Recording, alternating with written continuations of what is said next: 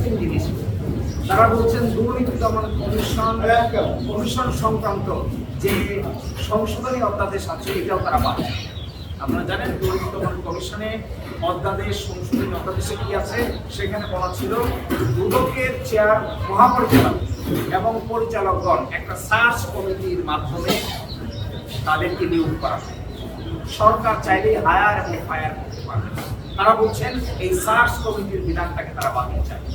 তাহলে দুদকের মহাপরিচালক কিভাবে অ্যাপয়েন্টেড হবে? দুদকের পরিচালকগণ কিভাবে অ্যাপয়েন্টেড হবেন? সরকার যারা চাইবেন তাকেই বসাবে, যাকেই বাতিল চাইবেন তাকেই বাতিল হবে। মহাপরিচালককে তারা এক ধরনের প্রেশার ক্রিয়েট করে তাকে পদত্যাগ দিয়েছে। এখন যদি কেউ স্বেচ্ছায় পদত্যাগ না করে নতুন যে একজন অ্যাপয়েন্টমেন্ট দেবেন, সার্চ কমিটির অবস্থাতে যদি বাতিল হয় তাহলে দুদকের মহাপরিচালক কিভাবে অ্যাপয়েন্টেড তার তো কোনো প্রসেস নেই। দুদকের চেয়ারম্যান এবং আরো ইন্টারেস্টিং দেখেন, সুপ্রিম কোর্টের বিচারক অধ্যাদেশকে ওনারা বলেছেন অসাংবিধানিক, এই জন্য বাতিল চাই।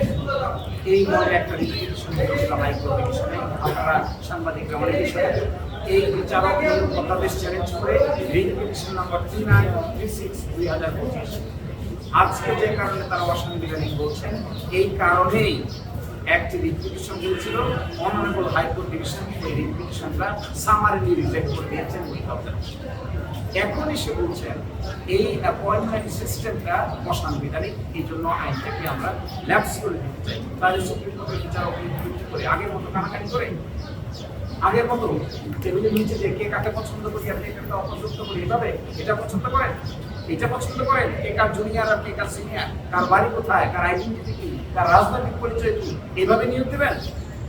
এই নিয়োগ প্রক্রিয়া থেকে সরে এসে কমিশন হলো, যাচাই বাছাই প্রক্রিয়া হলো, গণবিজ্ঞপ্তি হলো, ভাইবা হলো, প্রধান বিচারপতি সেই কমিশনের প্রধান। এখন এসে বলছেন প্রধান বিচারপতির ক্ষমতাকে খর্ব করা হচ্ছে। কেন?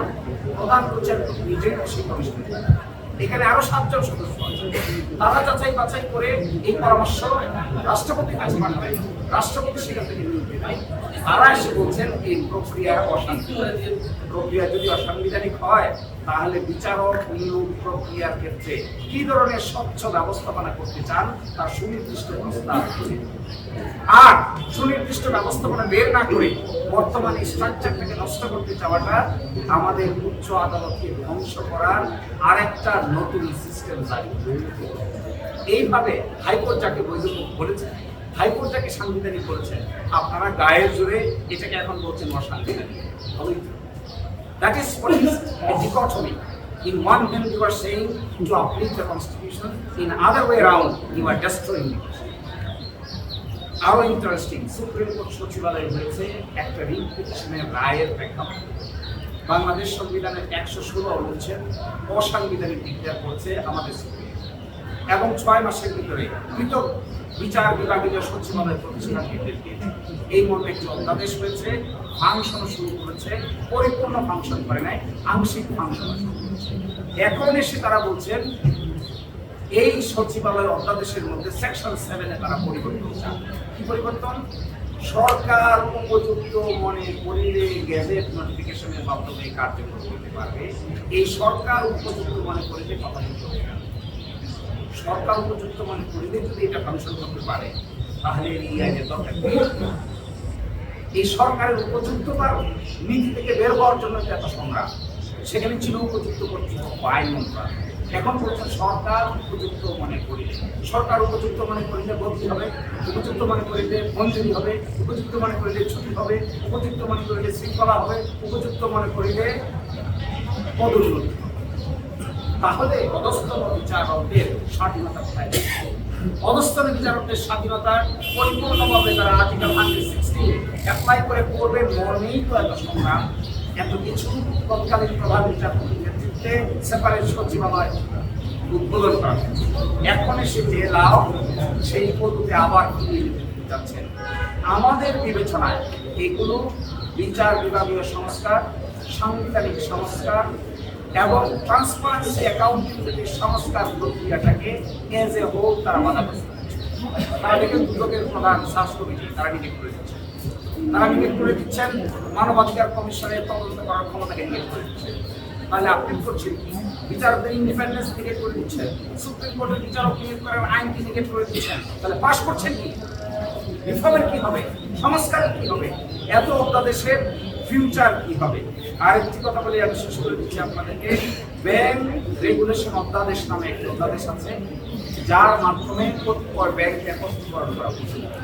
একই সাথে আরেকটি কাজ করা হয়েছে, সেখানে ব্যাংক থেকে যারা টাকা ডিফলকেট করেছেন, মানি নিয়েছেন, লন্ডারিং করেছেন, তাদের বিচারের কোনো রোডম্যাপ আছে।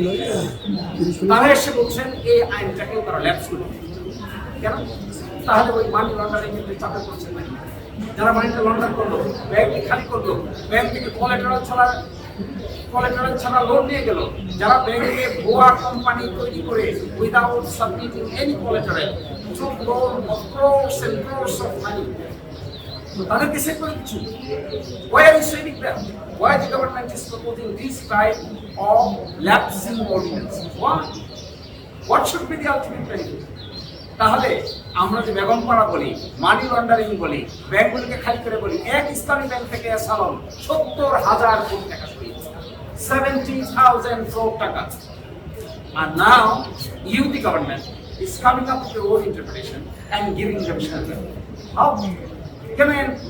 যদি আপনাদের কাছে সময় না থাকে, ইনস্ট্যান্ট বসে এই আইনটাকে পাশ করে কতিপয় বিধান যদি পরিবর্তন করতে হয়, আইনকে পাশ করে পরবর্তীতে সংশোধনী আকারে কতিপয় বিধান পরিবর্তন করা যায়, কিন্তু আইন এন্টায়ারিটি বাতিল করে দিতে চাচ্ছে।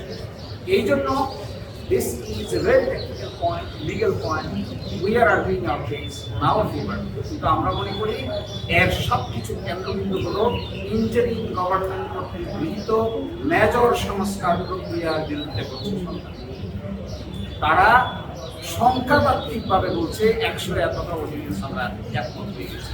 বুঝে দেখবেন ওই 100 একমত হওয়া 100 কতটা অর্ডিনেন্সের কথা যে বলছেন, তার মধ্যে মেজর কোনো সংস্কার পরিকল্পনা, মেজর সংস্কার পরিকল্পনা আছে যে সমস্ত, তার মধ্যে গুরুত্বপূর্ণ 12টাকে ল্যাপস করে দিচ্ছে। তাহলে এই পুরা 18 মাসের সংস্কার প্রক্রিয়াকে they are denying, এবং that is the result of the mass absurd and the revolution. So আমাদের পার্ট থেকে this is our concern. The government should not do this type of drastic measure. They should not take this type of reckless measure. তাহলে পার্লামেন্টকে majority জুড়ে ব্যবহার করে এগুলো করা উচিত না, বরঞ্চ স্টেক হোল্ডারদের সঙ্গে কথা বলে উপযুক্ত সমাধান বের করা উচিত। Otherwise country will suffer.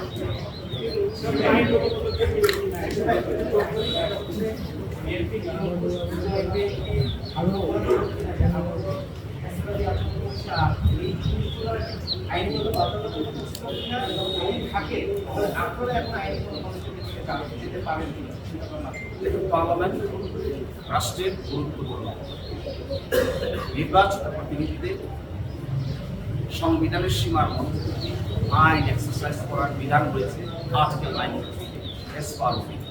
Also, Article 65 অনুযায়ী parliament is one of the constitutional organ যারা নাকি এই কাজ করতে পারে। কিন্তু পার্লামেন্টে পাশ করা যে কোনো আইনই পরবর্তীতে বিচার বিভাগ কর্তৃক রিভিউ করা সম্ভব।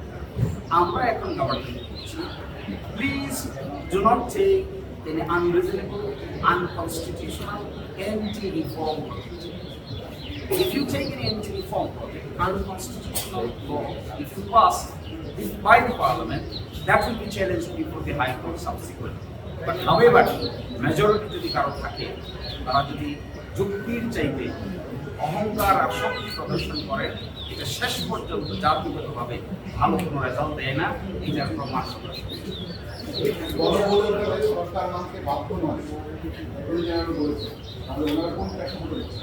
হ্যাঁ, আগে যে সমস্ত অর্ডিন্যান্স পাস করা হয়েছে, আপনাদের যদি স্মরণ থাকে সেই দিনগুলো স্মরণ করলেই দেখতে পাবেন ল মিনিস্ট্রি প্রতিটা অর্ডিন্যান্স পাস করার আগে ওয়ার্কশপ থাকে।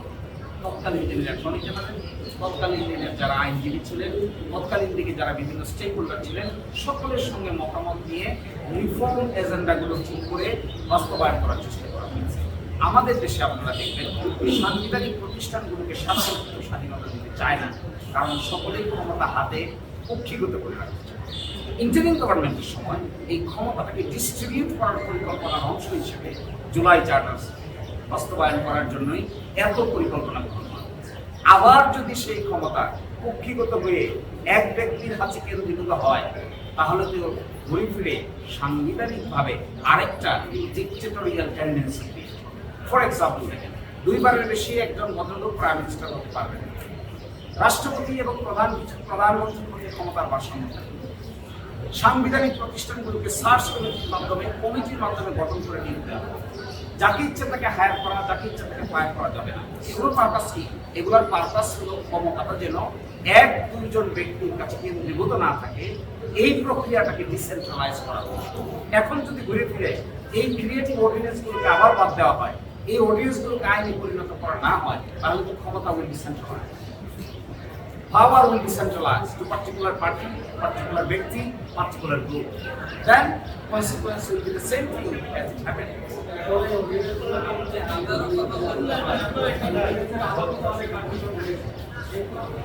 এখানে ওনারা প্রস্তাব করেছেন কিছু কিছু অর্ডিনেন্সের অধীনে অনেক কাজকর্ম হয়েছে। ওনারা বলেছেন এগুলোকে সেভ করা হবে, হেফাজত করা হবে। আপনি যদি আইনটাকে হেফাজত না করেন, শুধু কাজটাকে হেফাজত করেন, এর অর্থ কি? আপনি কাজটাকে ভালো মনে করে হেফাজত করেন, তাহলে আইনটাকে ভালো মনে করছেন না কেন? ইফ ইউ ডু হেফাজত, আপনি যদি হেফাজত করেন কোন আইনের অধীনে গৃহীত কর্মকাণ্ড, মানে কি দ্যাট কর্মকাণ্ড ওয়াজ গুড কর্ম, কিন্তু আপনি আইনটাকে স্ট্রেচ করে দিচ্ছেন, কাজটাকে হেফাজত করছেন। ফর এক্সাম্পল, হাইকোর্ট ডিভিশনের বিচারক নিয়োগ হয়েছে এই অধ্যাদেশ অনুযায়ী। এই অধ্যাদেশ যদি বাদ করে দেন, তাহলে এই বিচারকদের কি হবে? তখন তারা বলছেন এই বিচারকদেরকে আমরা এখানে হেফাজত করবো, আর বাকি পরবর্তীতে যারা আসবে তাদেরকে আর হেফাজত করতে হবে, তারা হেফাজতের বাইরে চলে যাবে। এই জন্য if you recognise the system good, if you save the activity of a particular system, you have to save at the same time the provision of law at the same time. আপনি আইনকে stretch করে দিয়ে কাজটাকে বাস্তবায়ন করবেন, তাহলে পরবর্তীতে এই কাজটা কি হবে? পরবর্তীতে আবার তো হাইকোর্টের বিচারক নিয়োগের প্রশ্ন আসবে, অল্পদিনের মধ্যে আসবে। আপিলের ডিভিশনের বিচারক নিয়োগ করার প্রশ্ন আসবে। এই প্রশ্নগুলো কিভাবে সলভ করবেন? আগেরটা ভালো মান করে সেভ করছেন, পরেরটা কি করবেন? আগের মতোই করবেন, গোপনে গোপনে টেবিলের নিচ দিয়ে অমুকের পছন্দ, তমুকের অপছন্দ, অমুক আমার দলের লোক, তমুক আমার দলের লোক, এইভাবে বিচারক নিয়োগ করার জন্য আবার সেই রাস্তা ওপেন করছেন। This is a bad intention. Nobody should do this. আপনারাও এই সমস্ত ব্যাপারে প্রশ্ন রেজ করা। সরকারের প্রতি আপনি যে দাবি করছেন,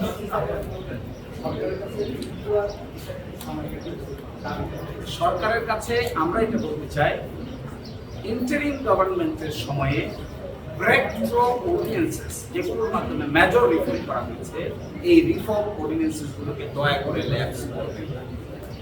দয়া করে এই অর্ডিন্যান্সেসগুলো, বিশেষ করে অধিকার অর্ডিন্যান্স, মানবাধিকার কমিশন অর্ডিন্যান্স, বিচার বিভাগীয় সচিবালয়কে বিতরণ করার অর্ডিন্যান্স, বিচারক নিয়োগ দেওয়ার অর্ডিন্যান্স, গণভোট অর্ডিন্যান্স এবং ব্যাংক রেজলিউশন অর্ডিন্যান্স, এই অর্ডিন্যান্সগুলোকে যদি দুর্নীতি দমন কমিশন অর্ডিন্যান্স, এই অর্ডিন্যান্সগুলোকে যদি আপনারা কোনো কারণে বাতিল করেন, তাহলে রিফর্ম আকারে কি রাষ্ট্রকে হাজির করার যে স্বপ্ন তৈরি হয়েছিল, এটিকে কি হবে?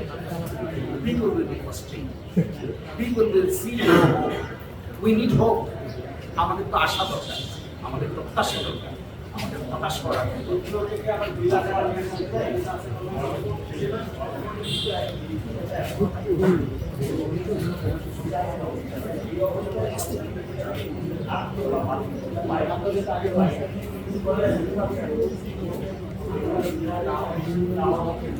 যেমন ধরুন হাইকোর্টের সুনির্দিষ্ট কোনো অন্তর্বর্তীকালীন আদেশ যা আছে যে বলা হয়ে থাকে, পার্লামেন্ট অনেক কিছু দিয়েছে। 2 ধরনের জুরিসপ্রুডেন্স আছে। কেউ বলেছেন যে কিছু পেন্ডিং থাকে, তাহলে আদালত এটার প্রতি রেসপেক্ট প্রদর্শন, পার্লামেন্ট এটাকে রেসপেক্ট প্রদর্শন করবে। আবার উল্টাও আছে, parliament is an independent organ, that can take their decision no matter who is doing what. এই 2 থিওরির মধ্যে আমাদের সুপ্রিম কোর্টের জাজমেন্টে 2 আলোচনায় আছে। তো আমরা মনে করবো এই ক্ষেত্রে উচিত হবে গণভোট হয়ে যাওয়ার পরে প্রায় 69% পিপলের অপিনিয়নকে ফ্রাস্ট্রেট করে এইরকম কোনো ইনিশিয়েটিভ কারো পক্ষে নেওয়া উচিত হবে না। নেইদার দ্য জুডিশিয়ারি নর দি পার্লামেন্ট। Good.